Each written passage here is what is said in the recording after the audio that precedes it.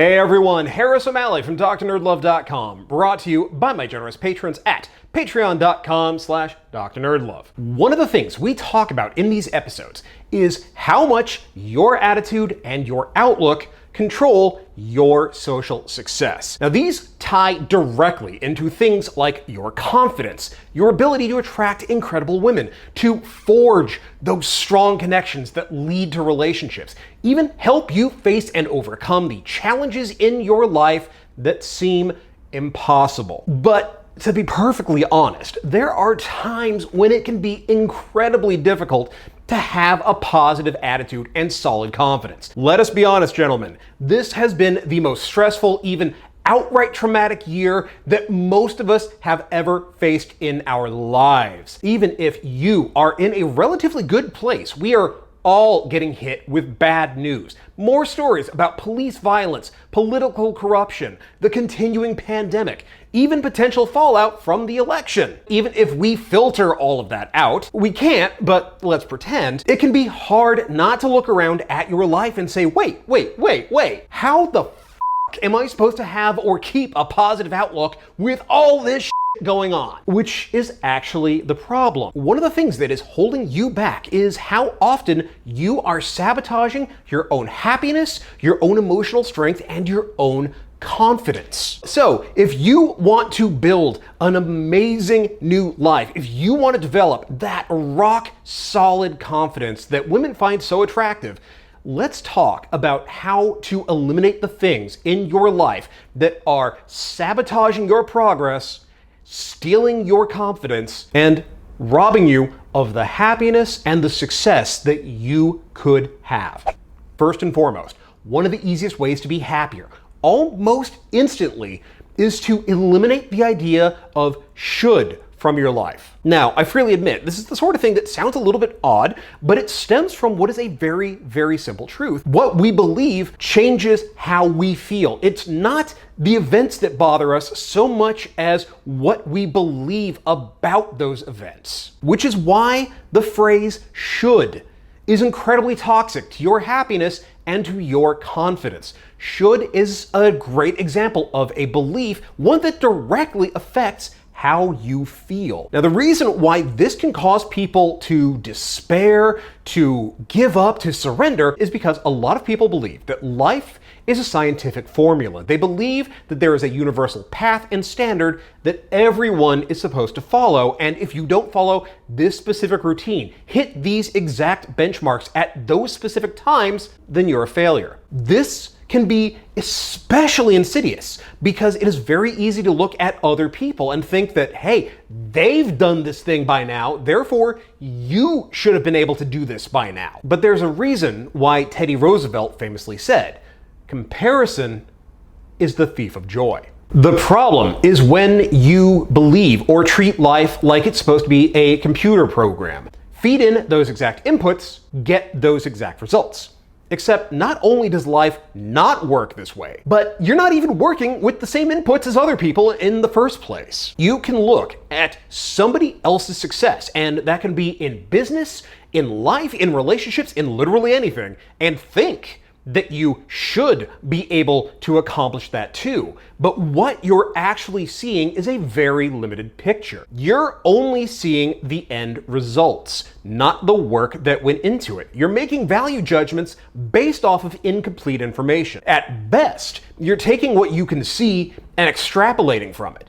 But even that is faulty under the best of circumstances. You're making yourself upset because of what you believe, not what is actually there. You are only seeing the end results and not all the work that went into getting there. You are comparing their highlight reel against your unedited footage and thinking that because you do not have the exact same results or the same life or same success they have, that you're a failure, and you're not. You can't be them, and you can't have the exact same results they have because you're not them. It's like this scene from The Social Network. If you guys were the inventors of Facebook, you'd have invented Facebook.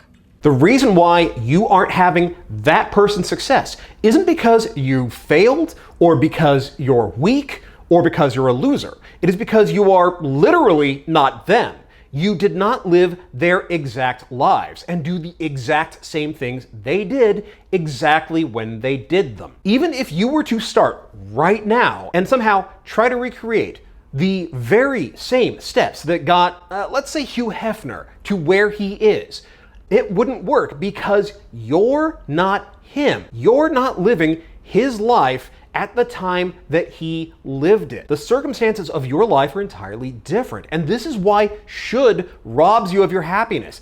It implies that there is a pattern and a plan, and that everybody lives the same lives, has the same opportunities, and has the same things happen to them, and they don't. Nobody can live your life just as you can't live mine. Everybody has their own circumstances that they have no control over, and that includes everything from cultural influences, familial relationships and upbringing, even where and when they were born. All of these affect who you are and the journey that you're on, and that's why should makes you miserable. It implies that there is somehow a path that you're failing to follow, and there isn't. There is only your path. This is why should needs to be eliminated from your vocabulary if you want to build emotional strength and confidence. Instead of looking at others and saying this is what you should be able to do or where you should be, focus instead on where you are now and recognize that there is no value judgment there. It is not good, it is not bad.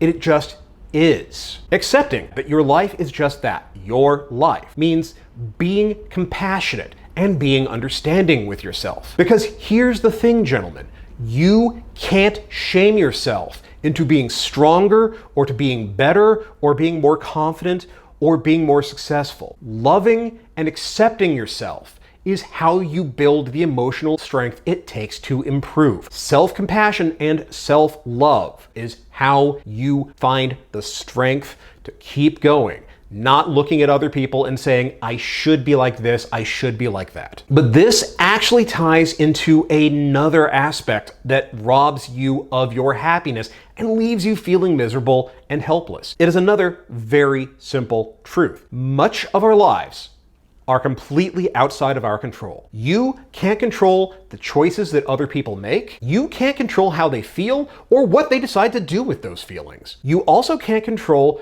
the randomness of the world that affects your life. You could meet the most amazing woman ever, but you or she or both may not be in a position to date because of things going on that have absolutely nothing to do with either of you. The problem is that we never actually got the message that we're not in control of everything in our lives. And so we get frustrated. We are upset and angry that things don't work out the way that we wanted, even though they didn't work because of things that were completely outside of our control or influence. In fact, this is precisely one of the times when your belief is what's ultimately causing you to be upset rather than the action or the outcome. You believe that you should have more control or influence over an outcome than you actually do. So we're ultimately getting pissed off because, well, we're not God or Dr. Manhattan. And because we are not an omnipotent being, we rob ourselves of our own happiness and our own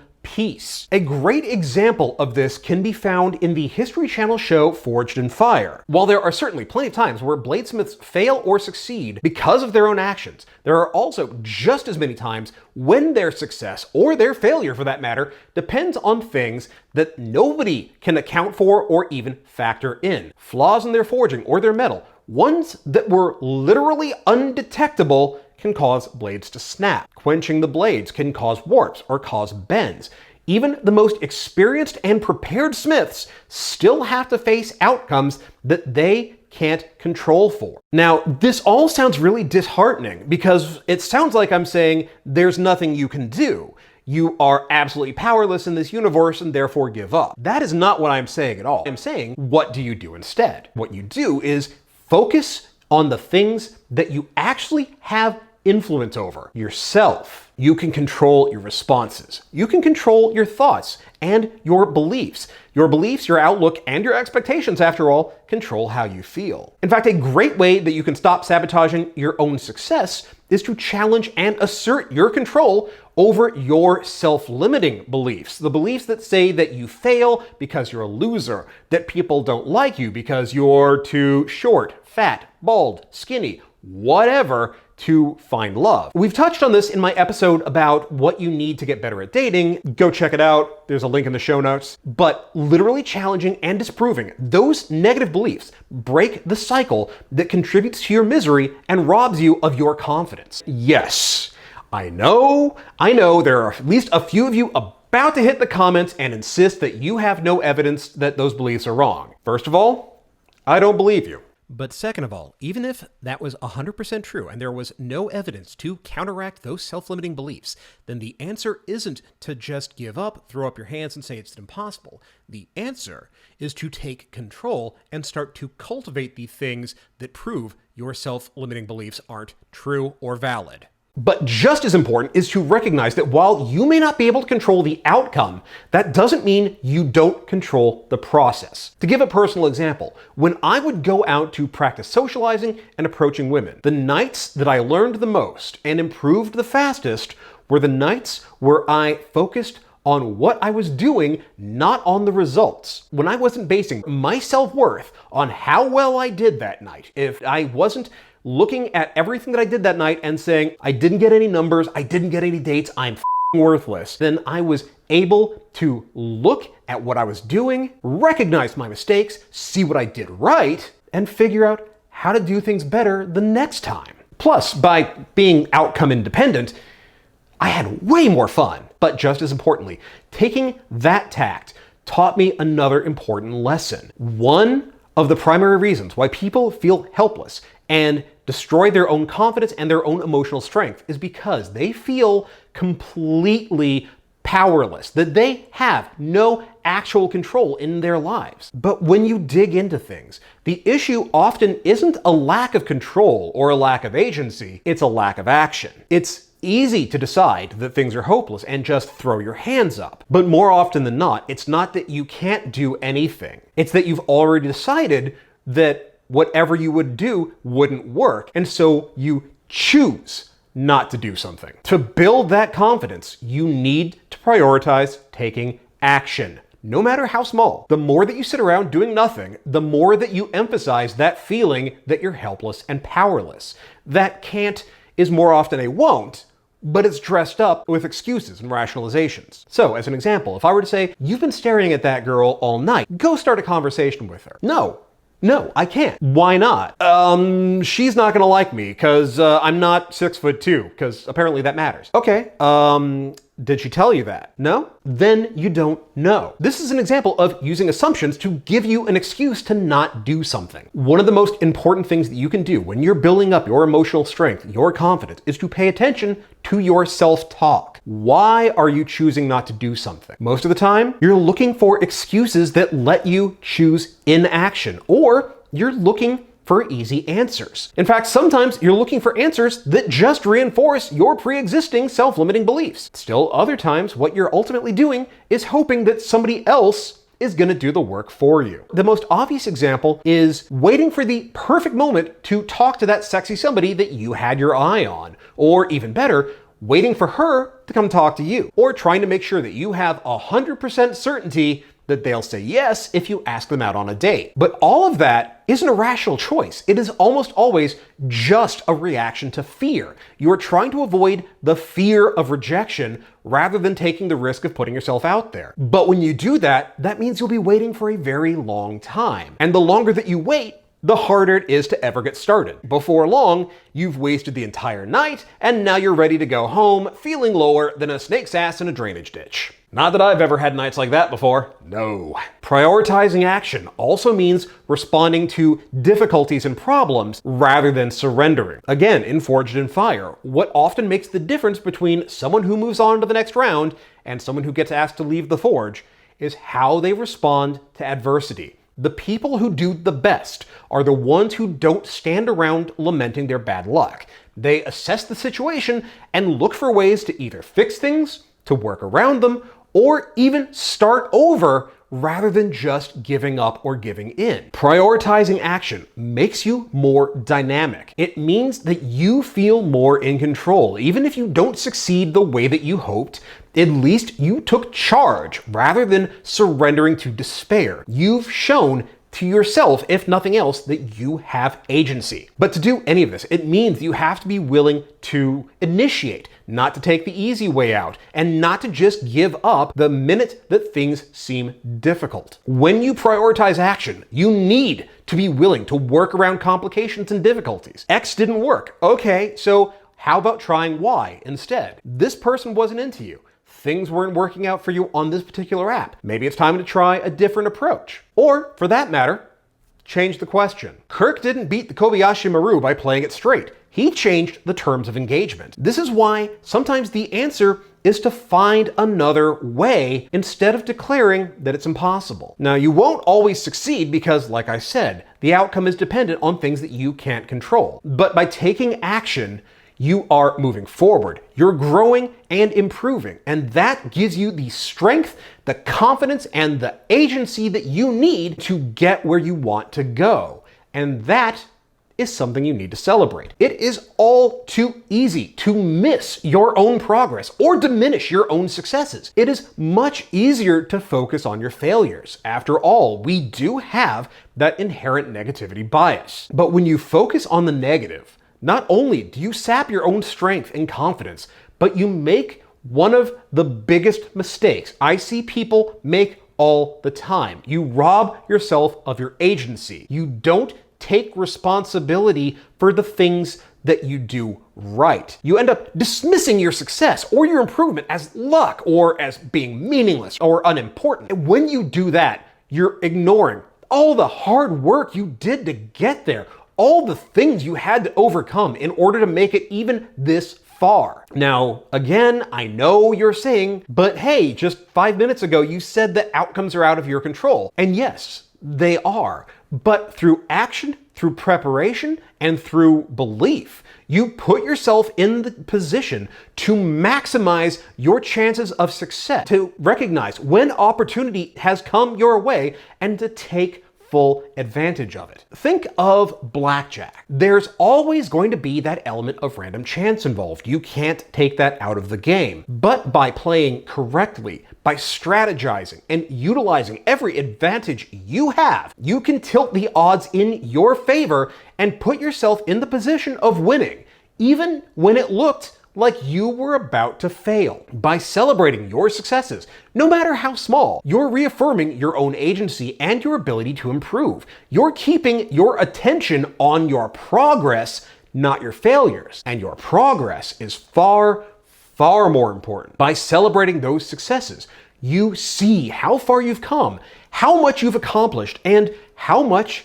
you're actually capable of. And yeah, sometimes those successes are small. Sometimes that progress is pretty minimal. It doesn't matter. It's still progress. It's still worth celebrating. Small successes and wins are still successes and wins. Even a pebble can start an avalanche. One snowflake on its own seems insignificant, but when you put enough of them together, you have a blizzard. Each success builds on the last. Each one is proof that you have agency and control over your life. It is a reminder that your setbacks are temporary, that you can overcome them if you don't just give up or don't assume that it can't be done. And as I've said before, when you celebrate your successes, you leverage your confirmation bias in your favor. The more that you look at those successes, the more success you will find, precisely because you're looking for them. But there's one more thing that you need to keep in mind to build your confidence, your emotional strength, and to be happier overall. Remember when I said that comparison is the thief of joy? That's because many times when you're comparing yourself to others, you are doing so under the assumption that their success takes away from you. What other people accomplish doesn't take away from your own opportunity, your own potential. except in your own mind. Success is not a zero-sum game unless you allow it to be. Somebody else's accomplishments doesn't come from you. It doesn't leave you unable to have similar or better accomplishments. And yes, this includes social success, success with people, and success at dating. To be sure, someone being into or dating somebody else instead of you means that that individual person isn't available. But it's a reminder to you that focusing on one person is narrowing your field so far that you've tied your happiness to one single individual person and taken away agency from yourself. You have traded away your locus of control. Somebody else's success at dating or dating somebody that you're interested in does not mean that you're doomed to be single. It means that things didn't work out in this instance, not that they will never work out. By learning to be happy for others, to not see them as your competition,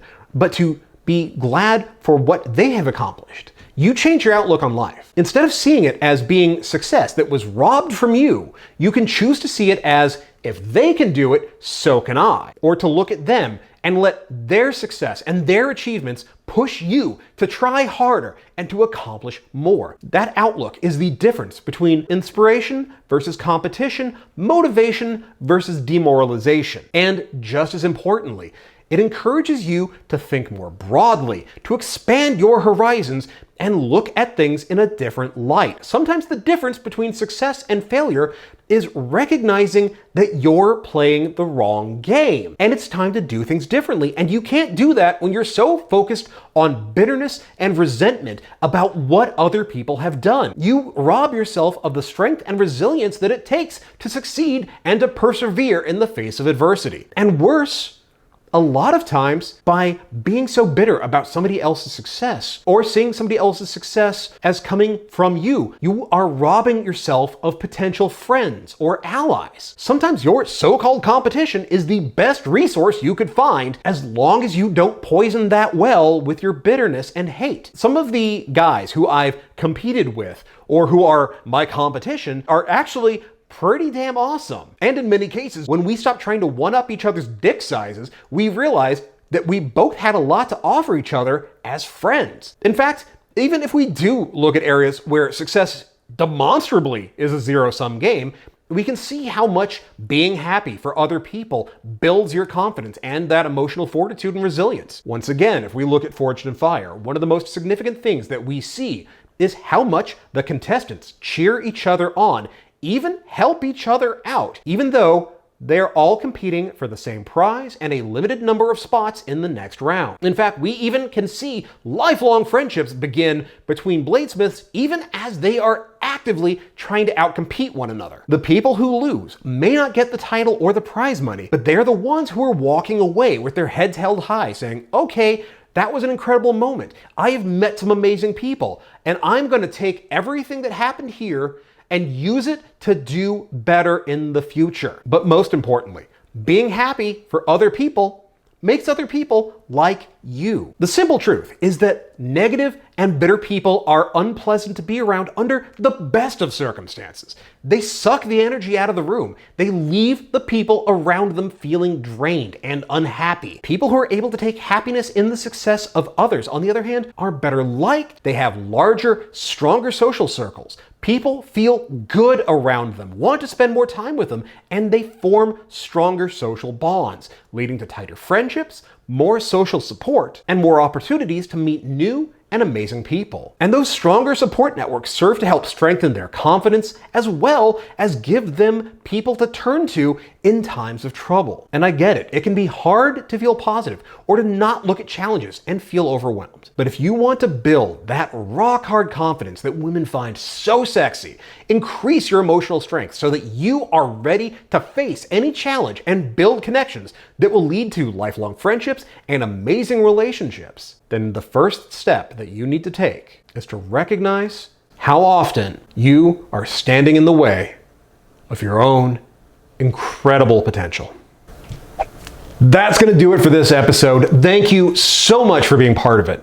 So, you've heard from me, and now I want to hear from you. How have you learned to build your confidence? What has helped you develop emotional strength and resilience and find more happiness in your life? Share your story in the comments below. I can't wait to read them. Meanwhile, if you are ready to build up your social skills to find your perfect partner, then check out my book, New Game Plus, The Geek's Guide to Love, Sex, and Dating. This is the instruction manual you have always wanted, the A to Z guide for learning how to unleash your inner Casanova, take that level in sexy badass, and find that relationship that you have always wanted, whether it is for a lifetime or just that night. Links to buy it are in the show notes, so go check it out. And if you do check it out, or any of my other books for that matter, do me a huge solid. Be sure to rate and review it on Amazon and Goodreads. That is a massive help to me. Now, if you're digging the series, then you already know what to do. You've been on YouTube before, you know how that works. Hit the thumbs up, share it around with your friends, like, share, subscribe, post it all over social media, comment, give it a little like to engage the algorithm. But if you're really enjoying these videos, and I mean really enjoying them, if you feel like you're getting a lot out of them, and you're finding that they're really helping you, and you want to help support the channel and in the process fund some awesome new projects like helping me find an editor and art director, consider becoming a patron at patreon.com/drnerdlove. Even $1 is a huge help. It covers hosting, it covers equipment costs, and like I say every time, I can't do this without the support of my patrons. So thank you all so very much. I appreciate each and every single one of you. Meanwhile, follow me on Twitter at @DrNerdLove. Join the private Facebook group NerdLove Academy at facebook.com/group/DrNerdLove. And as always, hit the logo to subscribe, check out my other videos, and I will see you here next time with more about love, sex, and dating. Thanks for watching.